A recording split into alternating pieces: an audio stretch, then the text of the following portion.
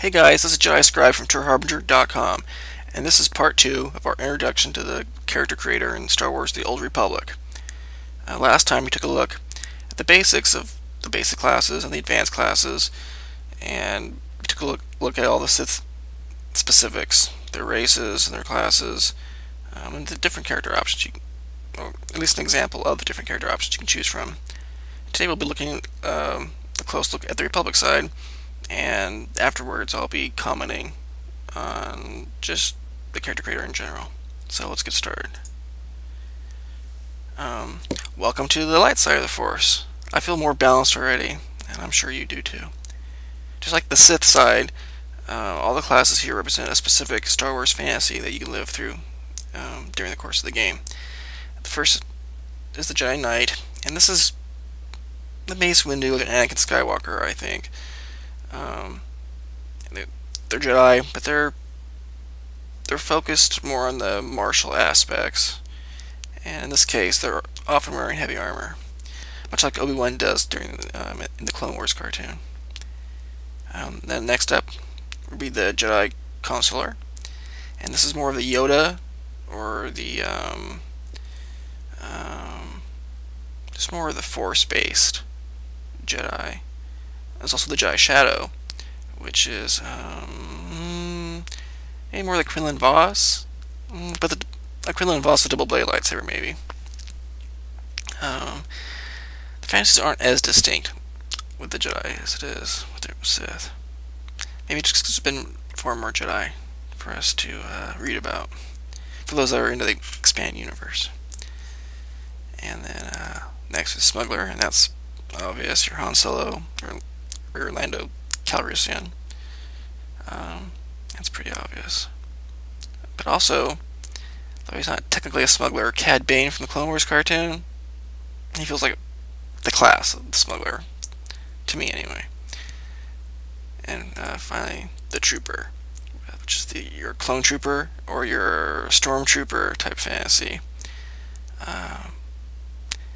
Clone troopers ain't better, but I still feel that the stormtroopers were the more badass of the two. So let's make a smuggler. And just like the Sith classes, each class has a different variety of race they can choose from. In this case, human once again. Twi'lek. Cyborg, which, we'll get to that later, I guess. And the Zabrak. And the Meridian. Meridian's okay. Luminar, I can deal with that. The Cyborg, however, I gotta be honest, I sort of feel that they could just be more customization of the humans. They're not really distinct enough to justify their own race, in my own mind. And in fact, since we're already on the subject, let's just go back and let's take a look at the Jedi Consular and talk about the Mira Luca for a little bit, because they're humans with blindfolds. Now I know they were in Knights of the Old Republic too, but once again, this is something that could just have been more customization for the humans, or even just gear in the game, really. I don't understand why the Mira Luca and the cyborgs are taking up slots, to be honest. I mean, I'm a big Old Republic fan. I wouldn't call myself a fanboy, but I'm a fan. And even I can't say that I'm fully behind these two races. I mean, I would rather have seen the Cathar and maybe the Tigrata, because the Cathar, cat people, come on. Cat people are 10 times more awesome than a werewolf or a panda. So note to Blizzard there. But anyway, I just don't understand why they're taking up slots. Otherwise, I'm pretty pleased with the races. But let's go back to our smuggler. Because I haven't made a smuggler yet, really, so that's really the only reason I need. And let us make... We can at least check out the cyborg. See, look, I mean, just look what I'm talking about.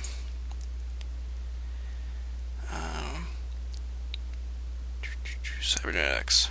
I mean, the only thing that really makes this race different is the cybernetics, of which there's a few. That one's pretty cool. If you want goggles. Oh, I'm doing eye color. Whoops. But maybe most of these really aren't even, I don't know, they don't seem worth an entire race. That may just be me.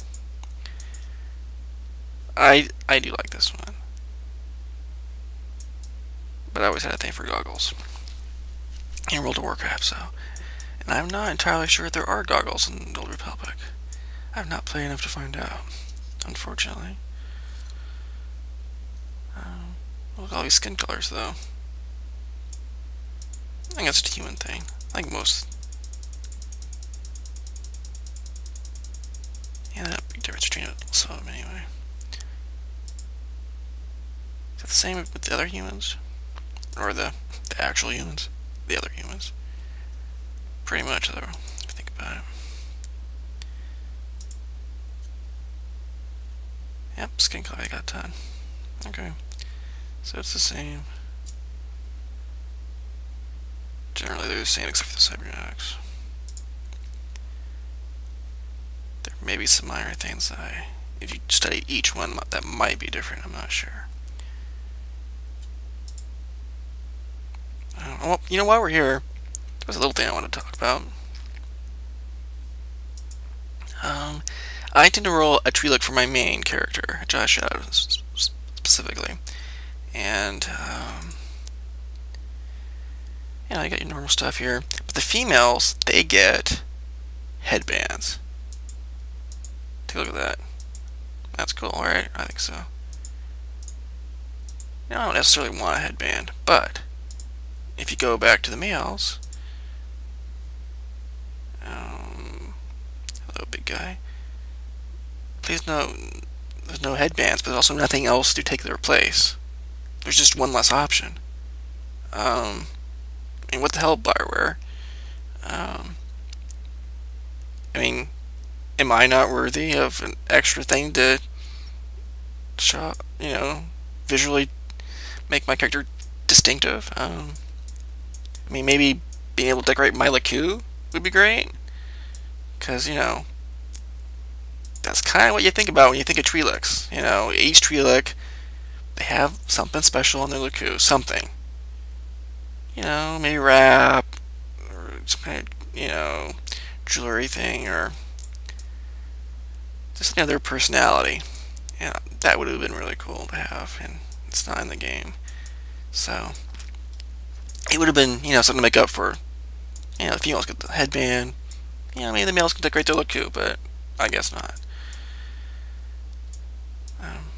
So, maybe they can put LeCue decorations in the games in the future or something, but just something I noticed. But that's enough of that little rant, because I'm sure I've bored all of you by now. Let's make him really a smuggler.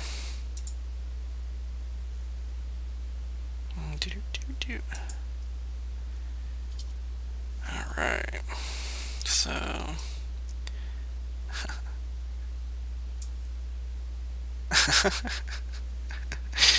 I don't know, this bodybuild amuses me for some reason.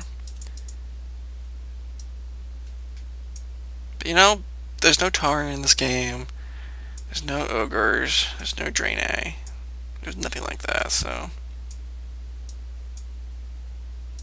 why not? I think it's a good option to have.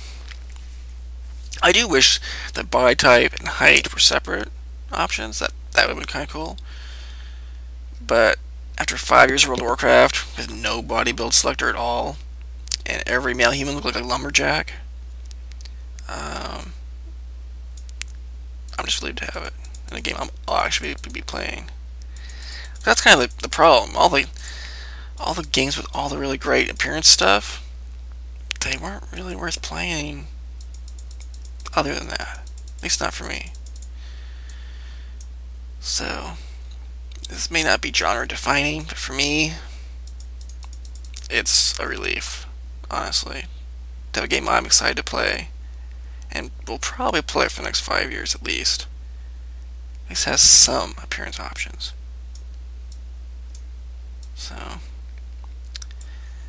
I'm not sure if I really want a Marillion though. Or I just want a smaller one. No, that's not really. We could go for no.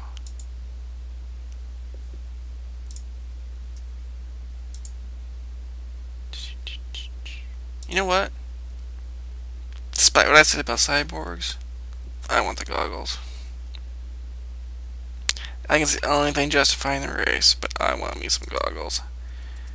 And I haven't done a female character yet, so we're gonna do that.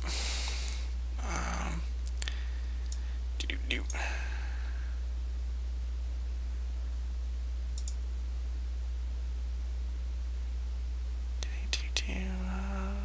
I need to see my goggles. They give me a better picture of the character, I think. Let's lock that in place. Let's lock that in place. And then I'm not really sure.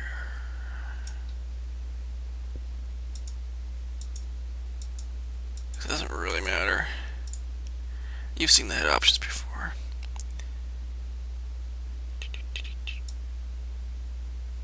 So just don't spend too much time on them. Yeah, she doesn't want to be old. She wants to be.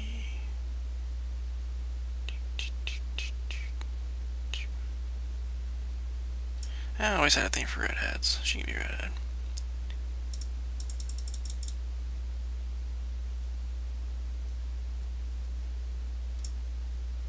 Let's see what other differences you go. Okay, you go that far. Then that's like really pale. Zombie pale. Or no, vampire pale. Which is cool. I'm all for appearance options. But, yeah. You know, it's all kind of a trade-off, though, really.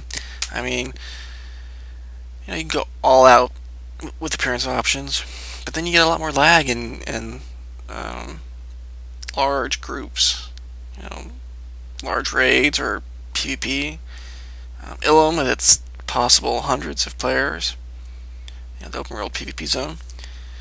So, I mean, I can understand why games, you know, limit the options, because every option is a yes/no toggle that has to send to your computer. So, the more you offer, the more lag you're going to get. So it's really just a balancing act, and I feel that some games are way too far the other way. You know, I mean, World of Warcraft, I mean, design your character is one of the few things you get to create.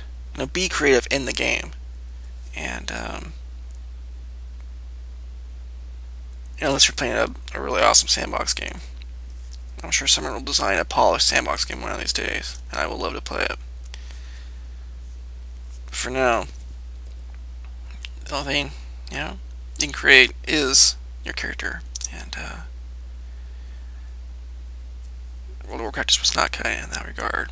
But, you know, Aeon, with its massive amount of choices, too many choices, really. You could make anything, and sometimes it was not something you could ever believe it exists in reality. Like huge bubble heads. You know, that's going too far, but does Tor strike the right balance? I don't really know. I know it's a lot better than World of Warcraft, or Rift, or Lord of the Rings Online. So, that's good. It's just, you know, I think maybe when it comes to the actual amount of options, you're probably good. But I'm still a little disappointed. You know, cyborgs and the Merilluca, they seemed a little redundant.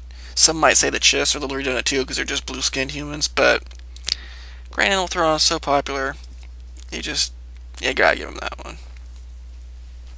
But so yeah, if you're listening to Bioware, the, the Cathar and the Tigrata, that's, I mean, I can imagine both of them kissing Princess Leia, and you don't have to alter their voice, so I think they fit your requirements.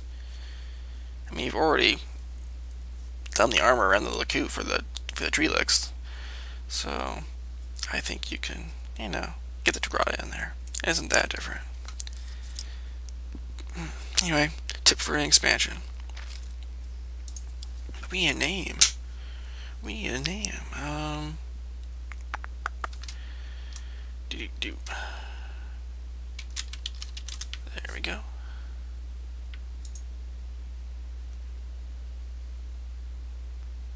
So yeah, that's the Republic side, and some general comments on the total package and the character creator, and so that'll be it for now.